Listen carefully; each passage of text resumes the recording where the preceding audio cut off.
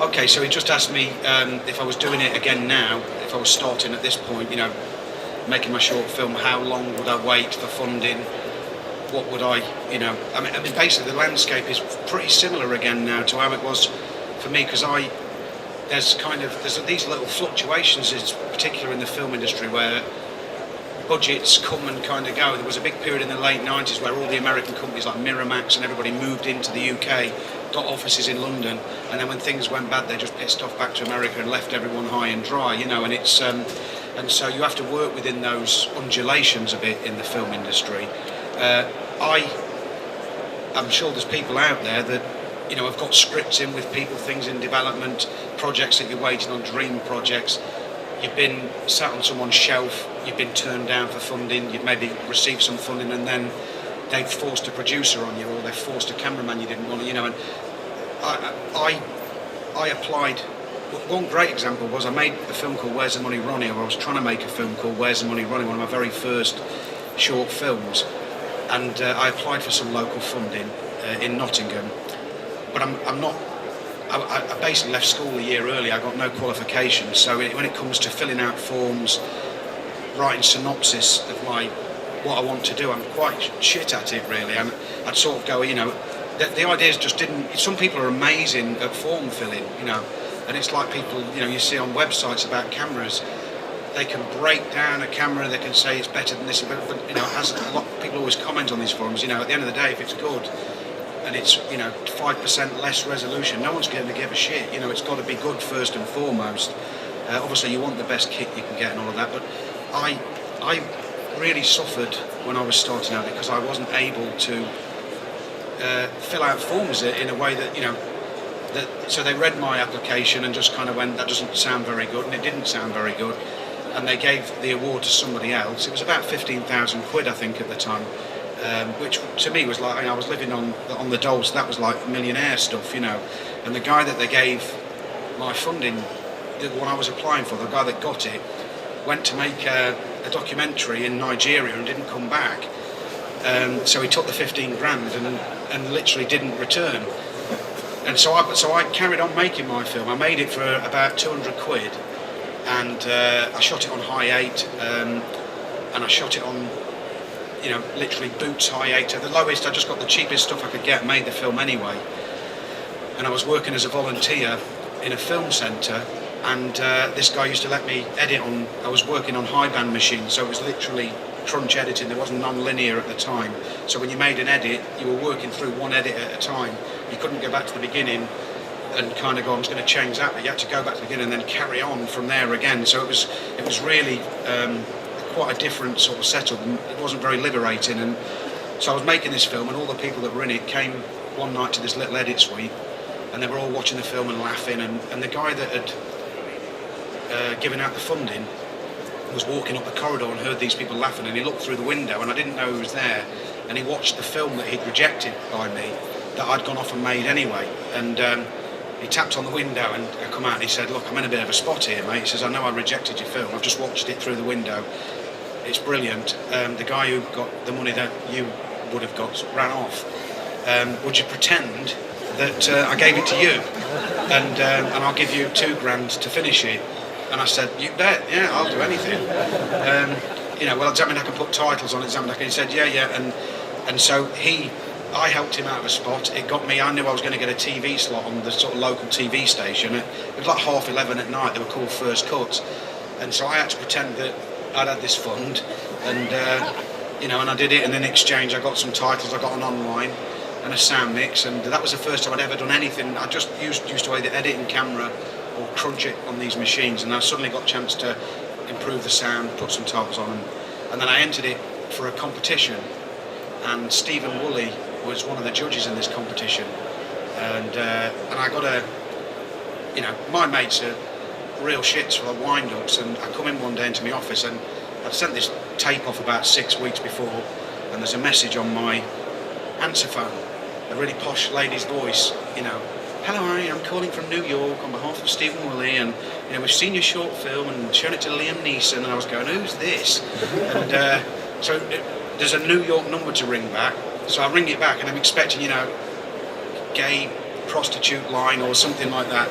and the same woman's voice answers, and it's genuine. Like Stephen Woolley had seen this short film and had and said, you know, Derek Malcolm's on the board and there's other judges, but from my perspective, you know, you have to win this competition. There was a £5,000 prize, and you know, to cut a long story short, I went on to win it, and I won the £5,000. I got the £5,000 I put straight into making small time. Digibeta came out in '95, and I hired a Digibeta camera for 10 days, used the £5,000 to buy a boom, some cables, went to Aldi, got about 200 quid's worth of shopping, and shot it. And so, to answer your question, and I know I did it in a very long way round, if I'd chosen to wait for another fund, I wouldn't have made any of the films that I'd kind of made now, because the chain of events was such. I mean, it's not always like, it's not like, oh, if I go off and do it, then a producer's going to ring me from Hollywood, but the actual chain of events are very real for me in that situation. So by going, I don't care that you haven't given me the money, and I'll make it better just to cheese you off, you know, it's like, I made it anyway, and although I would rather have made it on Betacam, I shot it on High 8, and it got projected in a big cinema in London the night it got awarded. And the chain of events was such that a year later I was shooting a feature film with Bob Hoskins and made 24/7, and it was a complete turning point in my life, and a lot of it came from being brave enough to kind of go, you know, I'll just use what I can get my hands on and I'll still make it. And so, you know, for that particular point in time, I'm like massively grateful, and you come across, whether it be people who've got scripts or whether it be people who've got film ideas, you come across people that want to and people that do, and the people that moan and the people that do, you know, there's a group of people out there that no matter you give them £1 million and they won't be happy, and there's people out there that, you know, would like £1 million, but if they can't, they'll make it for 100 grand. You know, when we did Dead Man's Shoes, we just basically said we'll see how much we can raise in 6 weeks, because Paddy's Considine, the actor, was only available at this point. So if you can raise 3 million, great. If you can raise £100,000, we'll just make the film for that, because you can always find a way through. But the big difference now is that you can go off, if you don't get the funding, if you don't get the help, you can potentially go off with some of this new generation of cameras, basically.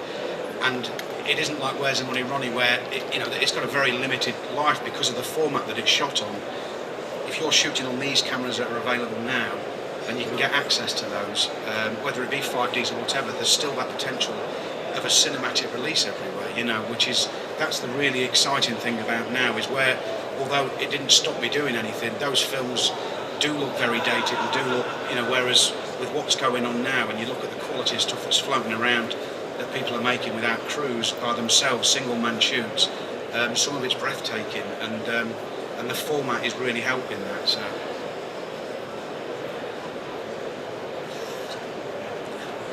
Anybody else?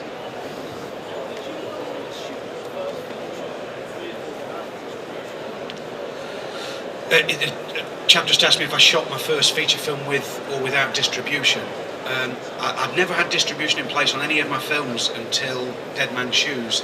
The way it was on 24/7, Romeo Brass, and Once Upon a Time in the Midlands, and the way it's quite common in the film industry that you make your film, you get it sort of financed, and then you go to festival or you go to market and you try and sell it. You usually take on an agent who goes in, like, you know, for 10% or something like that, and they sell it on your behalf.